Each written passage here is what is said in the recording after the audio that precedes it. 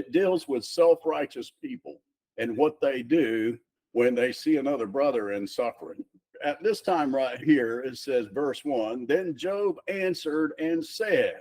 Now, to me, that just amazes me. He's had a full round of attacks from his three friends here. They come at him from every angle, just accusing him of everything they've thrown at him. And Job comes back right here, and he is still standing, or in a sense, is in his heart.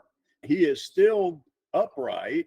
And if you go over to Job chapter 27, verse 5, Job says this, God forbid that I should justify you, talking to his friends, till I die, I will not remove my integrity from me.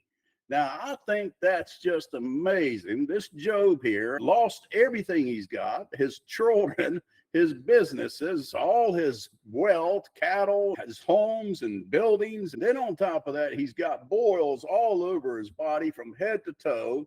And he's down there and he's actually taking pot shears and scraping off pus off of his skin. A little bit later here, you see him having to bandage all that up. It says he's sewing cloth onto his skin to keep the wounds from bleeding open.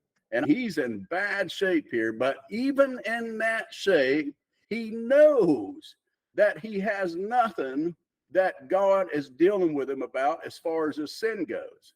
Now, isn't that amazing? Job is actually in a situation where he's like, what is going on?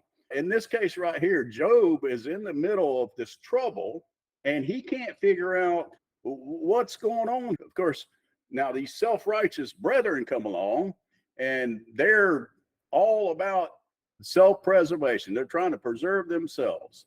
And the way that they're doing that is, instead of looking inward and looking at Job and say, that man is more righteous than I.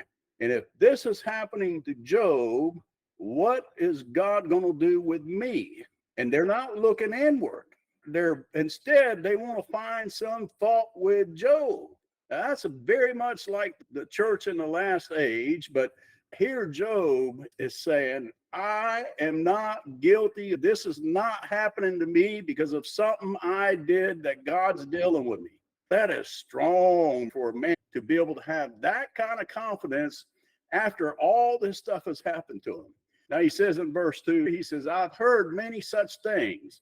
He's talking about, I've heard the people thinking about this when somebody's going through trouble. Oh, that guy's going through that because of his wickedness or because of some sin that he's got. See, that's a self-righteous man